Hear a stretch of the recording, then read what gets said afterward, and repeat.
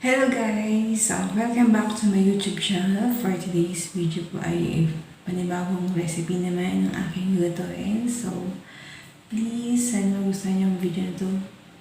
Please like, share, and comment, and subscribe to my channel. And don't forget to hit the notification bell for more updates. So, thank you for watching and God bless us all. Bye!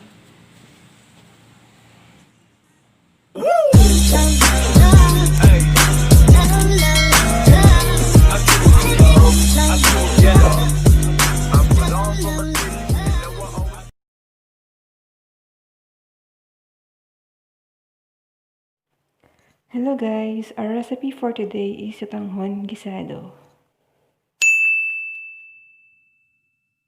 Here are the ingredients: soy, oil, black pepper, squid ball, carrots, garlic, and onion.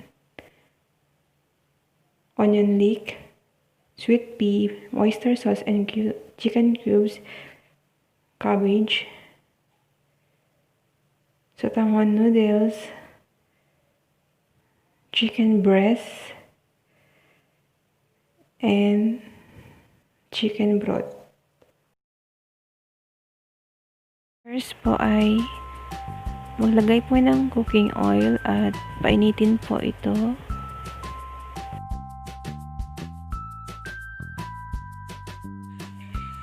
Gisa po natin ang bawang at sibuyas.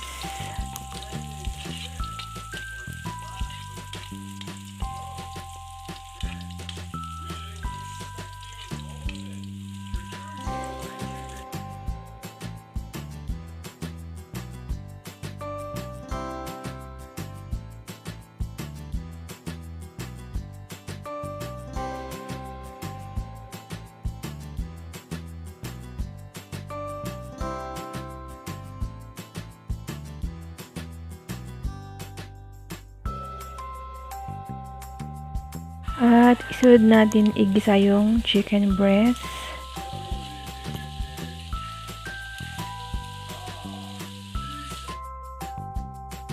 Haluin at lutuin na mabuti yung chicken breast, guys.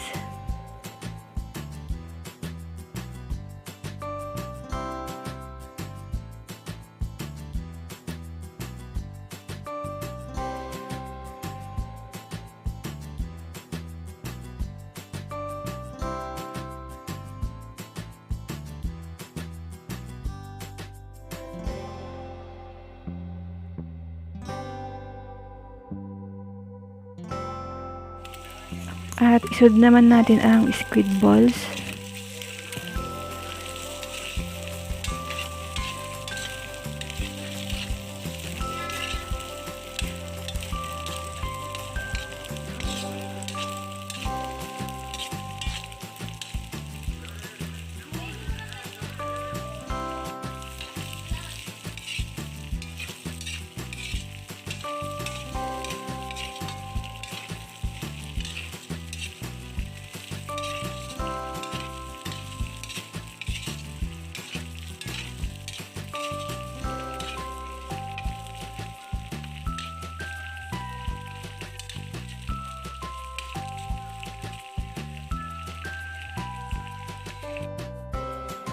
Then, isunod natin ang carrots, guys. Haluin ulit.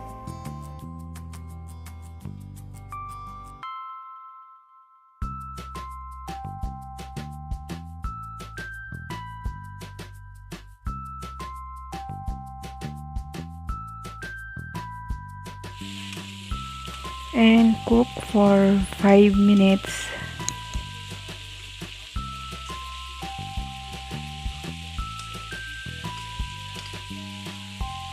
And ilagay na natin ang sweet pea or sweet peas.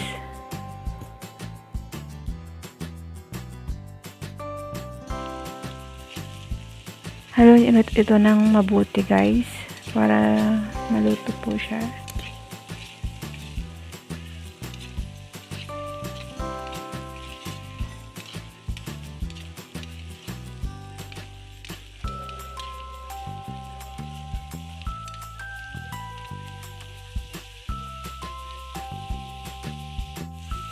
Then, isunod naman natin ang repolyo.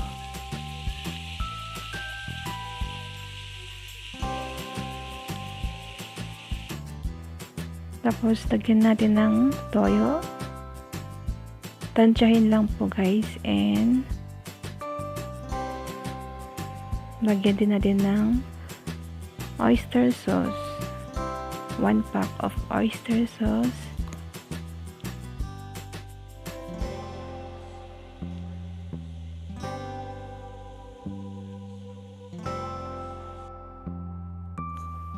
Haluin ulit mabuti guys.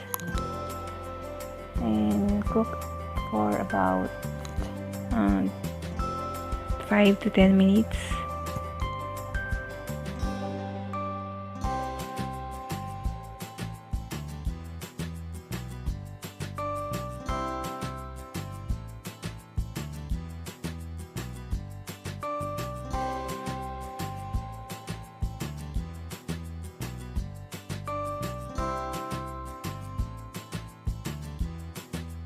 Then, after that, ilalagay na natin ang chicken broth.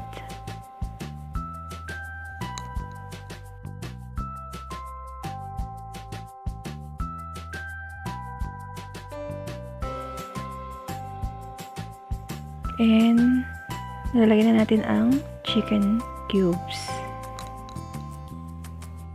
Same procedure lang po siya guys ng niluto ko na bihon gisado.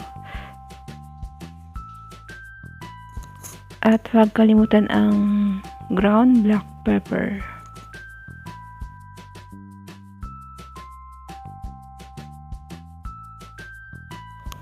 Haluin ulit na mabuti guys at lutuin ito ng 5 to 10 minutes.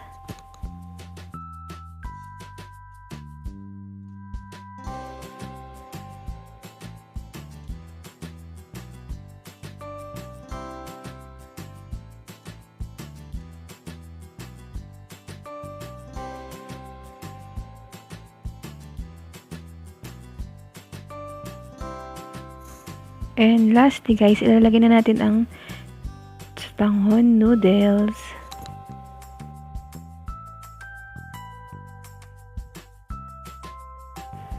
Kailangan ibabad muna sa tubig ang Sotanghon noodles for 10 minutes guys.